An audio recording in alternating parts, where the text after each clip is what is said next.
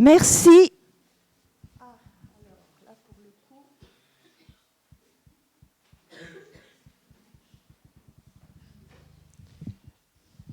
1, 2, 1, 2. C'est un peu meilleur? Bon, sinon, je vais parler fort. Merci aux membres de la chorale n'est pas tout entière, de nous avoir, enfin, moi compris d'ailleurs, moi comprise, introduit dans ce culte quand même avec un chant qui dit que avec Jésus, on va pouvoir le faire. Notre vie est dans ses mains. Je crois qu'on a besoin d'encouragement dans ces jours un peu sombres, on tiendra le coup, même au travers des problèmes, des drames, etc. Et c'est ce qu'il nous faut. C'est ce sur quoi il nous faut nous appuyer. En tout cas, la grâce et la paix nous sont données aujourd'hui encore de la part de Dieu notre Père. Frères et sœurs, Dieu s'invite. Voici venu le temps de l'attention. Voici venu le lieu choisi pour la rencontre. La grâce et la confiance nous accompagnent pour oser un dernier pas vers les tables illuminées, vivre le premier regard posé sur l'enfant. Dieu nous ouvre le chemin et conduit nos pas dans sa lumière. Nous prions. Seigneur, dans notre monde, si souvent bouleversé par des forces contraires, nous t'attendons. Fais-nous découvrir que toi aussi, tu attends, que toi aussi, tu nous attends, et qu'il faut que l'Église marche au-devant de toi, toi qui viens, Seigneur, Jésus, éternellement vivant, avec le Père, avec l'Esprit, pour les siècles des siècles. Amen. Je vous invite à vous lever pour chanter dans nos recueils au 301 ou sur les livrets, pour ceux qui ont les livrets, les strophes 1 et 2, Aube nouvelle. Il est ouvert. Je ne sais pas quoi faire, donc je ne vais pas m'exprimer dessus.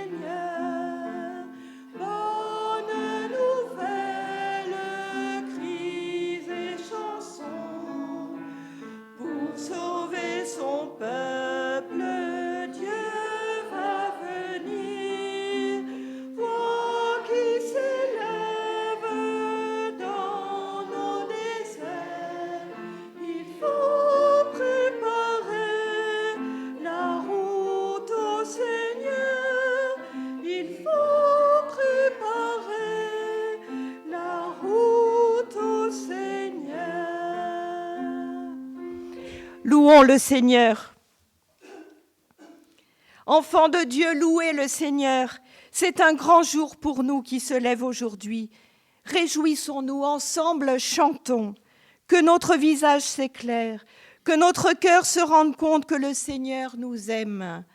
Un seul cri a été poussé, et le monde, à jamais renversé, bouleverse d'effroi les scribes et les sages, et l'homme à la vie courte, à la science arrogante. Et ce cri était un oui. Le oui vers l'impossible, le oui à ce qui fait trembler notre humaine raison, et l'agrandit enfin aux vastes dimensions d'un enfant nouveau-né, pressé contre sa mère. Vous qui l'aimez, réjouissez-vous. Alléluia. Je vous invite à prendre dans les recueils au 303 303.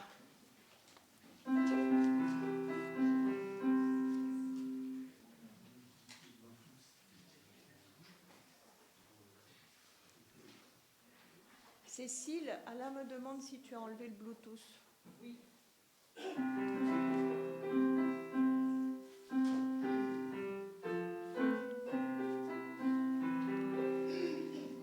Seigneur, que tous s'unissent pour chanter ton amour, ton soleil de justice se lève sur nos jours.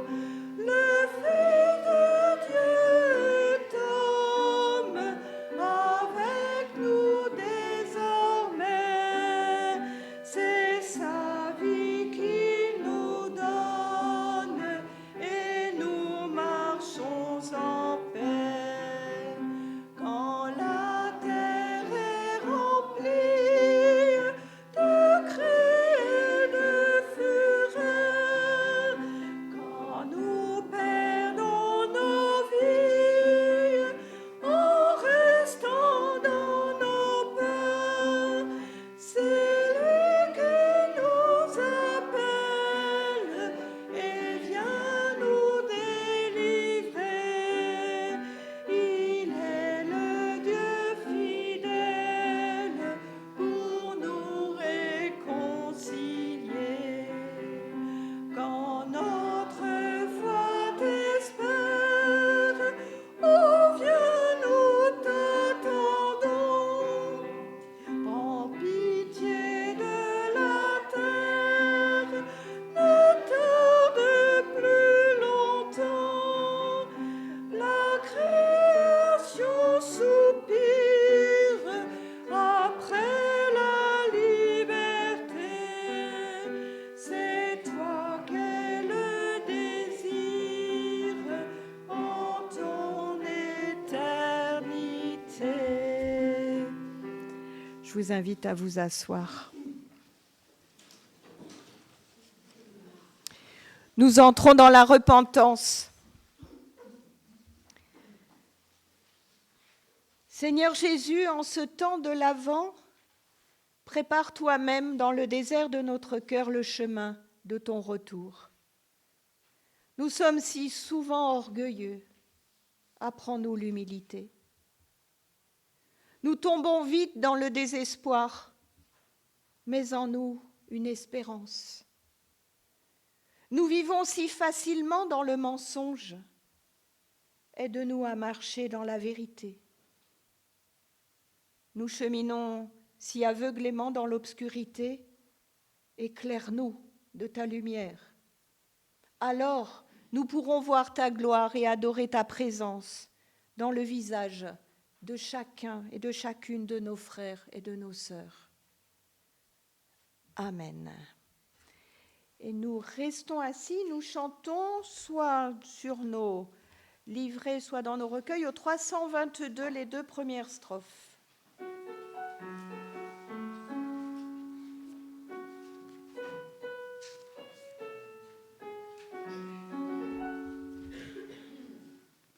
Viens bientôt, Sauveur du monde, lève-toi, clarté d'en haut, vrai soleil du jour nouveau, viens percer la nuit profonde.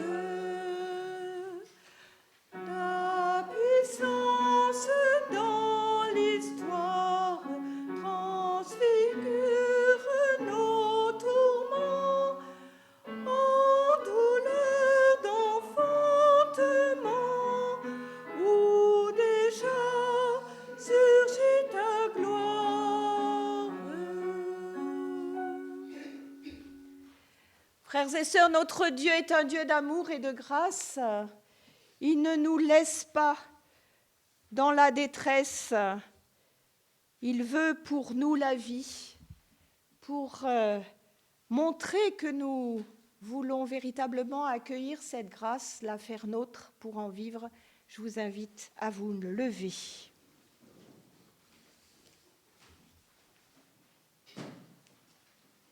Écoute, tu peux bien déposer ta vie telle qu'elle est devant Dieu, mais lui, sache-le, il ne te mesure pas à ta sainteté, à tes résolutions, à ton histoire.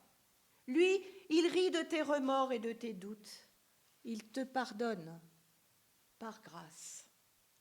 Oui, écoute, avant que tu ne le saches, Dieu s'est déjà le premier approché de toi. Avant que tu ne te tournes vers lui, il s'est depuis longtemps tourné vers toi. Avant que tu ne l'aies cherché, il s'est mis en route à ta rencontre. Avant que tu n'aies ouvert la bouche, que la moindre parole ne sorte de ton cœur, il t'a déjà pardonné. Avant que tu ne l'aies nommé Père, depuis longtemps, il t'a donné le nom d'enfant, parce qu'il est le Seigneur de la grâce. Amen. Et nous chantons au 361 dans nos recueils ou sur nos livrets les strophes 1 et 3.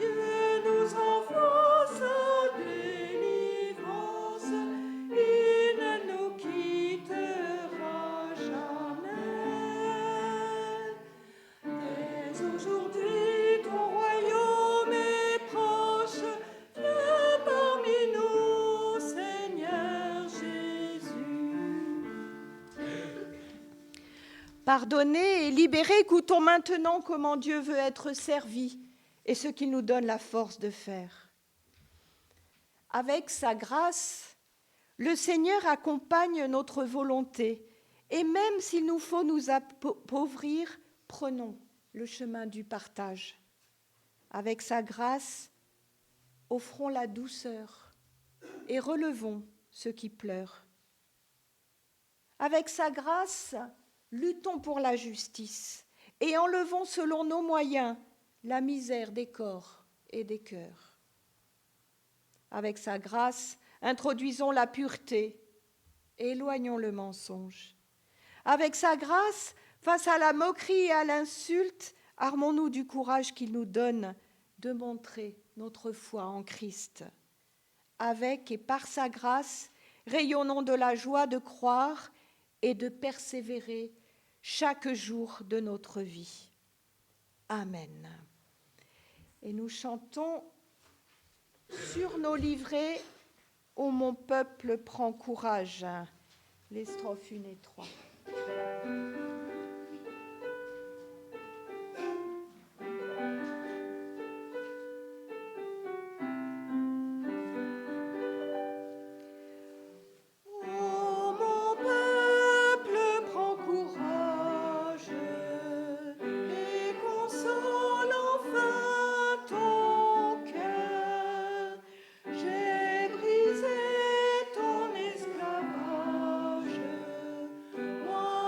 Dieu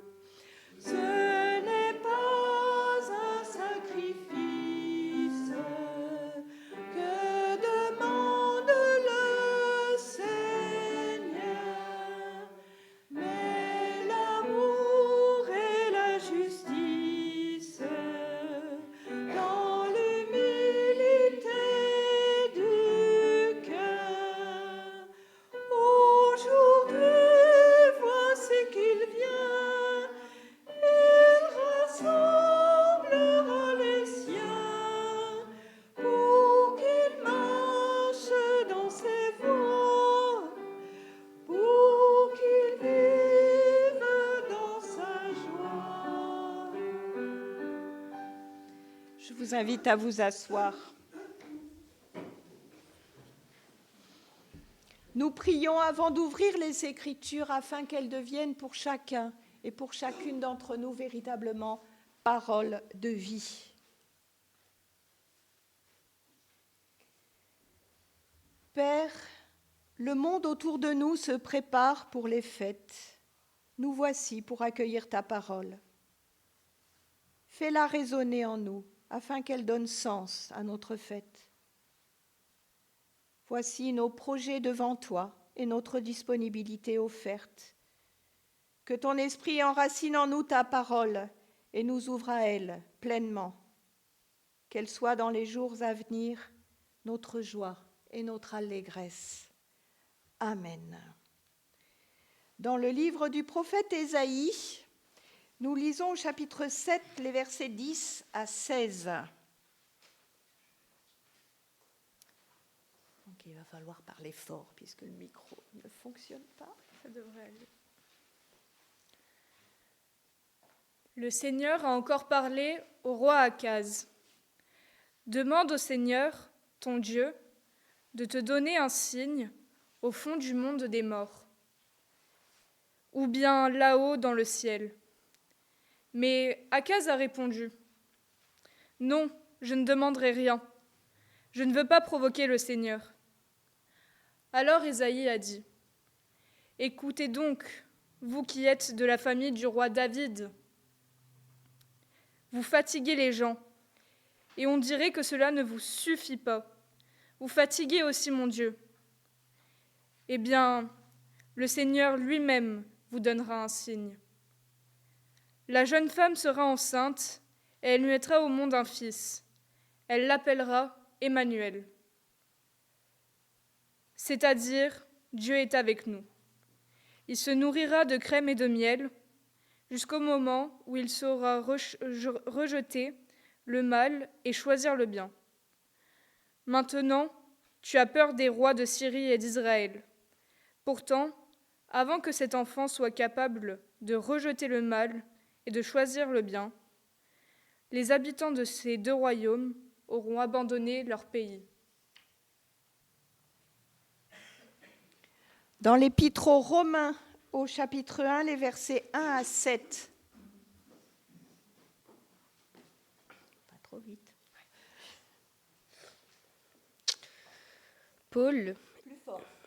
Paul, esclave de Jésus-Christ, apôtre par appel, mis à part pour la bonne nouvelle de Dieu. Cette bonne nouvelle, Dieu l'avait promise par ses prophètes dans l'Écriture sainte. Elle concerne son Fils, issu de la descendance de David, selon la chair, institué, Fils de Dieu, avec puissance, selon l'esprit de sainteté, du fait de sa résurrection entre les morts. Jésus-Christ, notre Seigneur. C'est par lui que nous avons reçu la grâce et l'apostolat afin de susciter pour son nom l'obéissance de la foi dans toutes les nations. Nations dont vous aussi, vous avez fait partie. Vous qui avez reçu l'appel de Jésus-Christ, à tous ceux qui, à Rome, sont bien-aimés de Dieu et saints par appel. Grâce et paix à vous de la part de Dieu, notre Père et du Seigneur Jésus-Christ. Et enfin, dans l'Évangile selon Matthieu, chapitre 1, les versets 18 à 25.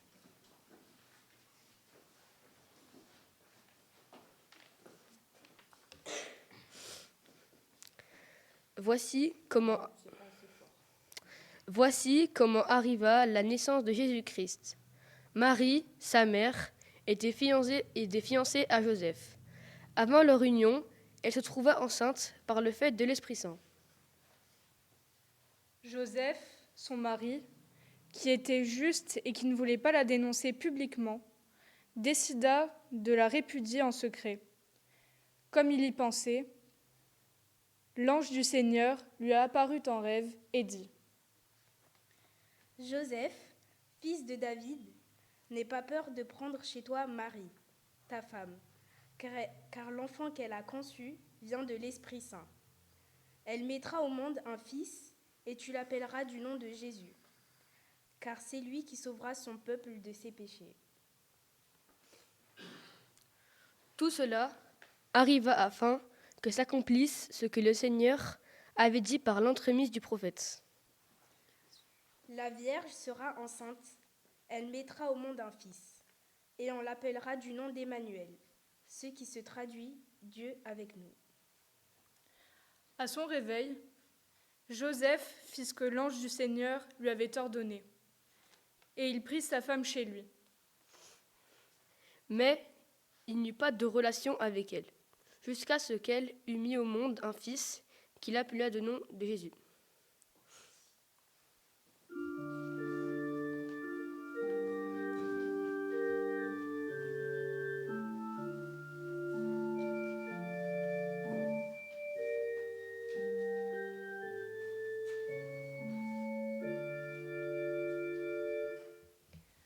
Frères et sœurs, nous voici placés avec Joseph dans les prémices d'une histoire qui va changer sa vie, mais après lui, celle de générations et de générations de croyants. Joseph, homme simple, est fiancé avec une jeune fille, Marie. Les fiançailles officielles ont été célébrées. Elles ont presque plus d'importance que le mariage. Désormais, Joseph et Marie sont considérés comme mari et femme. Mais voilà que Marie attend un enfant. Littéralement, on nous dit que Marie fut trouvée enceinte. Elle est le sujet passif d'un événement qui la dépasse elle-même. Dans l'évangile de Matthieu, on ne nous dit rien de sa réaction devant cet événement. Vous trouverez ça dans l'évangile de Luc. Mais Joseph, lui, tourne la question dans sa tête et longuement. Le choix qu'il a à faire est difficile et déchirant. Il ne nous dit rien de ses sentiments, mais on constate qu'il est plutôt remué par ce que la loi le contraint à faire. Marie, enceinte d'un enfant qui n'est pas le sien, la chose est claire.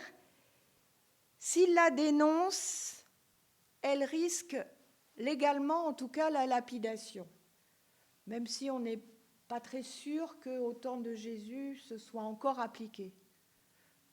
En tout cas, la loi n'est pas abolie, donc le risque persiste. Alors, lui, dont on nous dit qu'il est un homme juste, décide de la répudier en cachette pour lui éviter ce risque-là.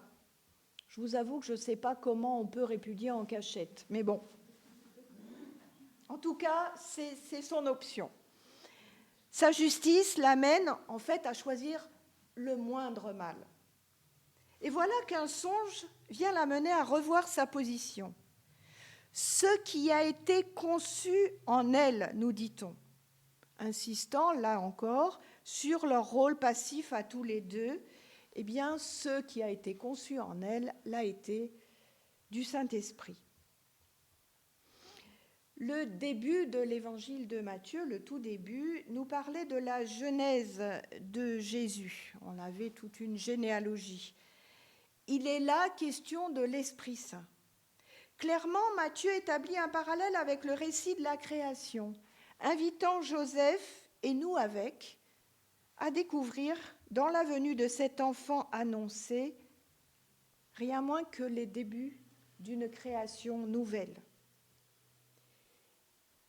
Et voilà que la justice de Joseph prend une profondeur plus grande, plus déterminée. Eh bien, il va prendre Marie pour épouse. Il va accepter cet enfant comme le sien. Son acceptation, l'accueil qu'il lui est demandé de faire ne sont pas de la passivité. Alors certes, ce qui est arrivé le dépasse et ne dépend absolument pas de lui, ni de Marie d'ailleurs, mais maintenant son adhésion et plus encore son engagement actif dans cette histoire est requis. Et Joseph accepte. Comme Marie, elle aussi acceptera, portera l'enfant et le mettra au monde. L'un et l'autre ont été au départ le jouet de quelque chose dont ils ne perçoivent pas totalement les enjeux. Et je dirais tant mieux pour eux parce qu'ils se seraient fait du souci.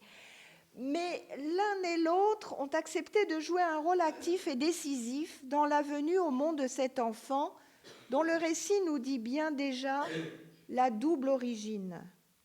L'un et l'autre ont dit oui, oui à la vie, cette vie qui déborde nos choix et nos projets.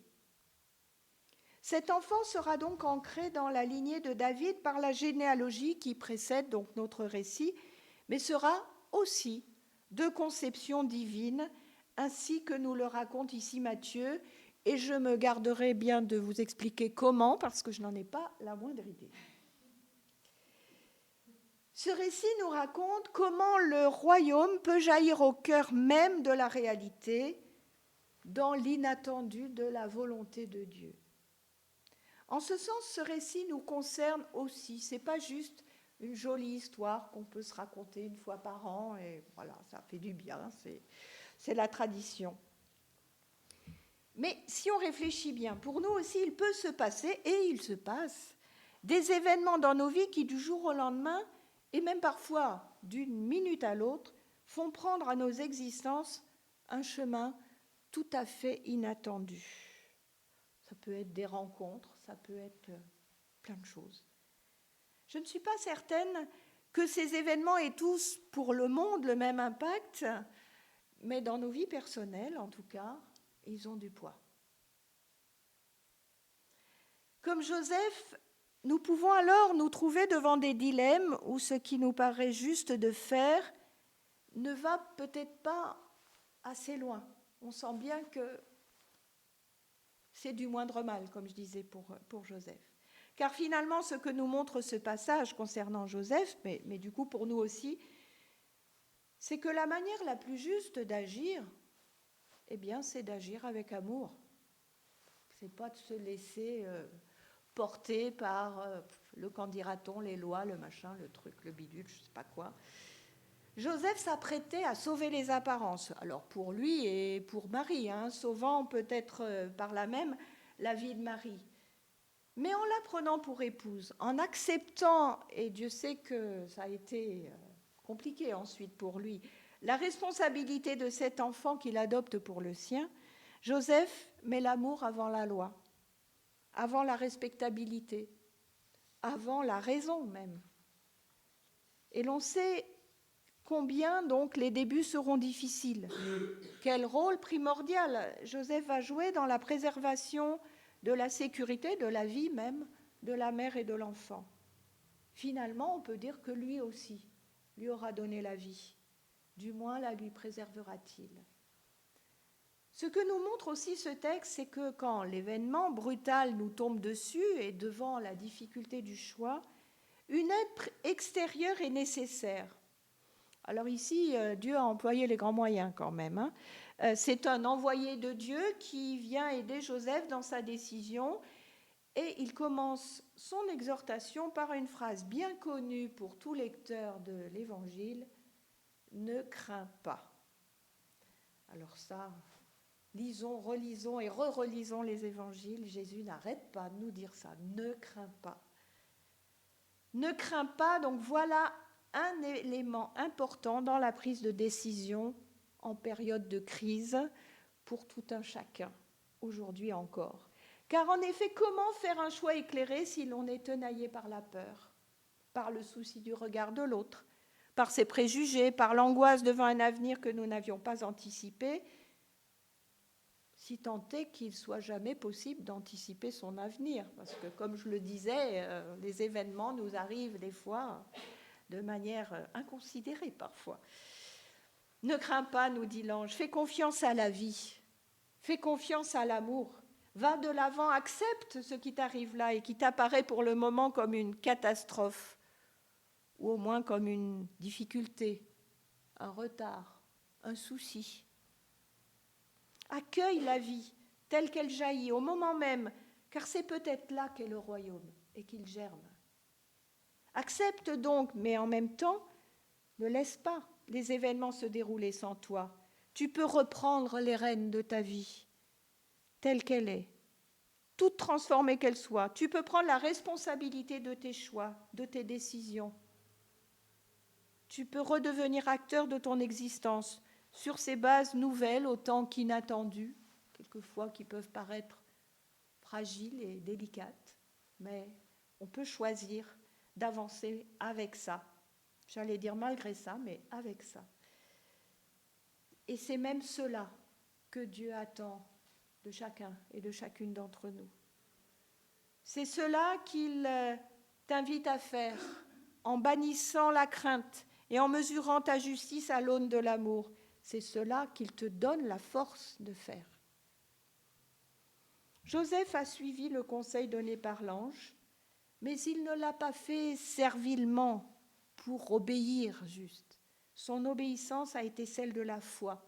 De la foi, pas comme un dogme, une récitation, la foi comme confiance. Non pas forcément en Marie, mais dans la vie qui allait dorénavant s'ouvrir devant lui, devant eux trois. La confiance dans ce chemin inattendu qui lui a été ouvert. Nos vies sont jalonnées de ces paris sur l'avenir qu'il nous appartient de faire, parfois dans l'urgence.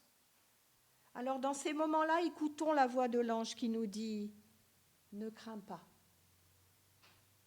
Et laissons parler nos cœurs avant notre raison ou notre souci de conformisme. C'est là, dans l'incertitude du choix, dans l'hésitation des premiers pas, que Dieu sauve. C'est là que Dieu est avec nous. Amen.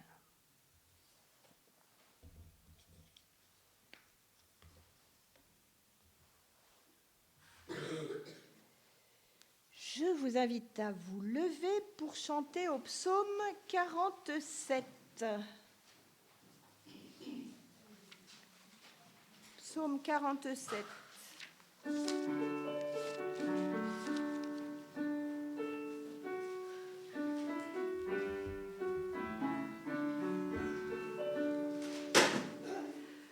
Frappez dans vos mains, vous tous les humains, à cris redoublés, peuples assemblés, exultez de joie, car voici le roi, redoutable et doux Dieu veille sur vous, son bras souverain, sa puissante main, étend à jamais son règne de paix. Si Dieu a choisi Israël pour fils, s'il l'a secouru, s'il l'a maintenu, c'est pour proclamer par son bien-aimé. En moi s'uniront toutes les nations, il faut maintenant que s'ouvre tout grand, partout pour toujours mon règne d'amour. Peuple racheté, viens ici chanter, de tes oppresseurs voici le vainqueur, fais sonner du corps, Dieu est juste et fort, chantez, tous chantez sa grande bonté, il vient rétablir, il fait resplendir, plus haut que les cieux le règne de Dieu. Nourris par la parole, nous pouvons confesser notre foi. Alors, je vous ai déposé le texte de la confession de foi sur vos sièges, donc si vous voulez la dire avec moi. Je crois en Dieu le Père, je crois qu'il a créé le monde pour l'humanité. Je crois qu'il a tout créé dans la même joie et le même émerveillement. Je crois en Jésus-Christ, le Fils de Dieu. Il est venu chez nous et pour nous. Il a vécu comme nous, mais en allant jusqu'au bout de la vérité, de l'amour et du don. Je crois en l'Esprit Saint, par qui le monde reçoit la vie et l'amour, et qui rend possible toute justice et toute espérance. Je crois que nous ne sommes pas des individus isolés, mais un peuple, le peuple de Dieu, son Église, signe d'unité et d'amour, signe de la présence et de la tendresse de Dieu. Je crois que le monde est déjà sauvé, que le mal est déjà vaincu, que l'homme est déjà renouvelé. Mais je sais que cette résurrection doit se faire chaque jour jusqu'à ce que Jésus revienne et nous rende semblables à lui. C'est pourquoi j'attends un monde nouveau. Seigneur, que ton règne vienne. Amen. Et nous chantons donc au 306, ou sur nos livrets ou dans nos recueils, juste la strophe numéro 3, 306.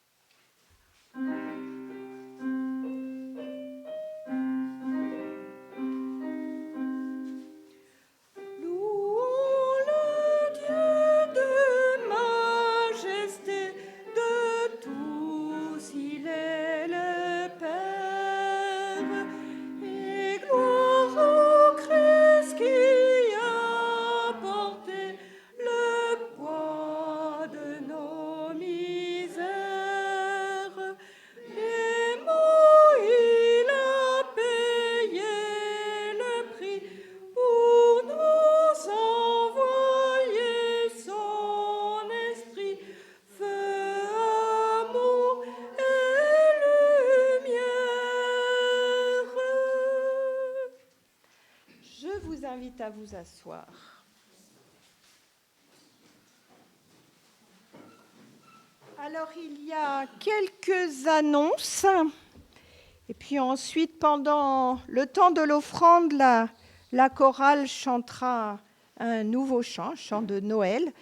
Je vous signale qu'il y a ici, pour les paroissiens, les paroissiennes, un certain nombre de cartes pour Noël qu'on peut signer pour les Becker-Morel, pour les Bonneville, pour Florence Coupry, pour Gilbert Baume, pour Gilbert Charbonnier, tout ça, les anciens pasteurs, et puis pour Suzanne Carly aussi. Voilà, donc on les met par là et on pourra rajouter un petit mot pour ceux et celles qui le souhaitent. Pour ce qui est donc du temps de Noël, donc la chapelle Sainte-Lucie sera ouverte tous les après-midi, au moins jusqu'au 4. On verra après si c'est nécessaire. Et il y aura une veillée ici, à Sainte-Lucie, à 18h le 24. Voilà, donc veillée de Noël le 24 au soir. Tout le monde est bienvenu. Je n'ai pas d'autres annonces particulières à faire. Donc là, inviter la chorale à venir et puis peut-être... Tiens, Alix, tu peux passer le...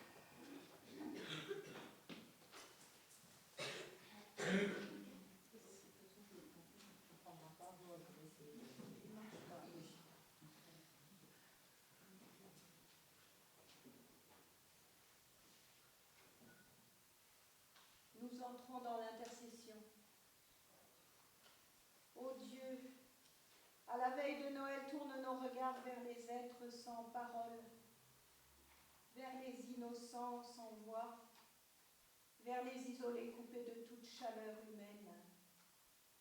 Inscris au profond de nous le respect pour tous les êtres humains, quels qu'ils soient, et garde vivant en nous le sentiment de leur dignité. Au cœur des peuples déchirés, fais grandir la lueur d'un avenir nouveau. Aux gens de la nuit, offre une fenêtre sur le jour, comme une trouée d'amour. Mets dans nos cœurs et nos bouches la parole qui relève et qui sauve, les mots risqués qui ouvrent un commencement nouveau et qui signent le temps de Noël.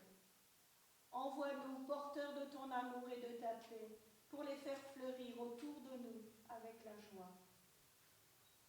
Nous voulons aujourd'hui te confier tout particulièrement celles et ceux que nous connaissons ou que nous ne connaissons pas, mais dont nous savons les difficultés et vers qui la joie de Noël a du mal à se frayer un chemin. Nous voulons te les nommer maintenant dans le secret de nos cœurs.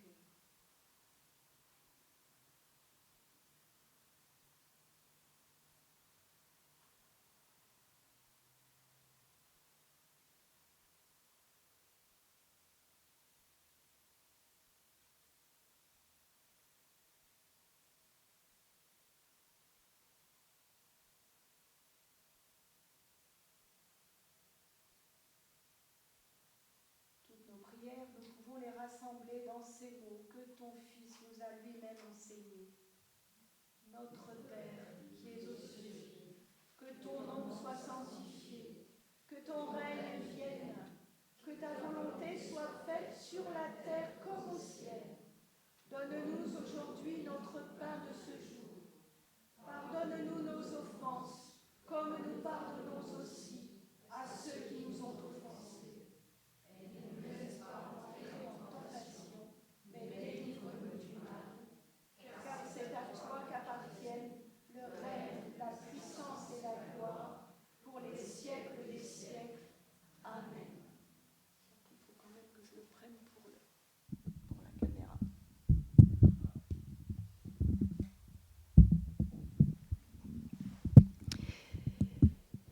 Bien, frères et sœurs, avant de nous séparer, nous allons recevoir une dernière parole d'exhortation ainsi que la bénédiction de la part de notre Seigneur. Je vous invite à vous lever. Le but du voyage se précise. Pour le monde retentit la parole prophétique. Nous voici attentifs à la naissance prochaine. Noël est une fête comme les autres. Nous trouverons ce que nous avons préparé. Un sapin pour les enfants, une crèche pour la tradition, un repas pour la famille et des cadeaux pour tous et toutes. Préparons-nous aussi à recevoir celui qui vient. Ce temps de préparation, c'est maintenant. Préparons-nous à l'accueillir au cœur de nos vies. Et c'est promis, à Noël, il sera véritablement Emmanuel, Dieu avec nous. Alors Noël ne sera pas une fête totalement comme les autres. La grâce de notre Seigneur Jésus-Christ, l'amour de Dieu le Père et la communion du Saint-Esprit soient avec nous tous et toutes, dès maintenant et à jamais. Je vous invite à chanter un dernier chant, puis nous aurons à nouveau un chant de la chorale que vous allez pouvoir reprendre le refrain, et en particulier celles et ceux qui étaient là hier après-midi. Ce sera « Go tell it on the mountain ». Le 156 dans nos recueils ou sur nos livrets, que la gloire du Seigneur. Alors, on essaie de la faire en canon. Alors, je prends avec moi la première partie. Cécile, il y aura Jean-Claude derrière. Voilà. On le chante, si vous voulez, on va le chanter une fois tous ensemble pour qu'on se repère un tout petit peu et puis après on s'accroche aux branches, d'accord ?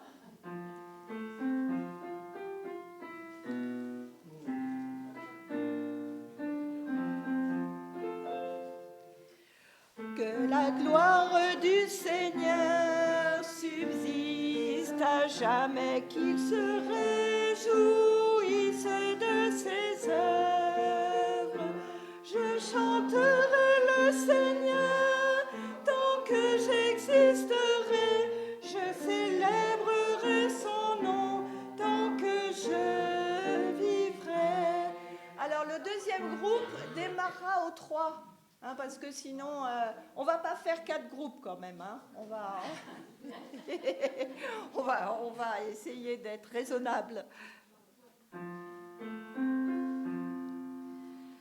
Que la gloire du Seigneur subsiste à jamais, qu'il se réjouisse de ses œuvres. Je chanterai le Seigneur tant que j'existerai, je célébrerai son nom tant que je vivrai.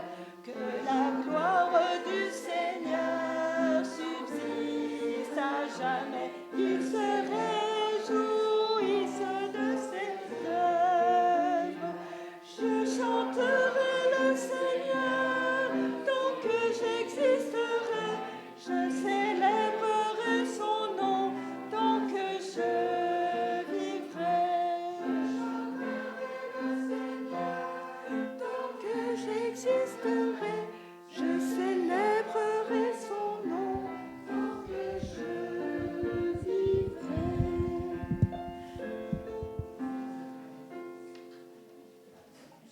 Eh bien, vous pouvez vous asseoir, sauf la chorale qui vient par ici.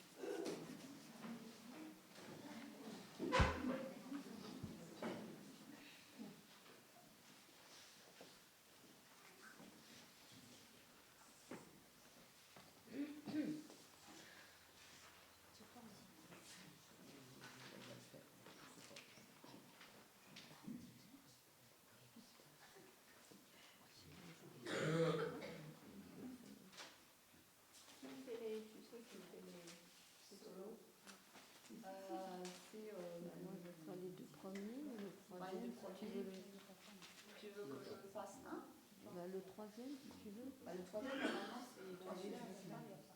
Oui. Mais je vois chemin. Non. Ok.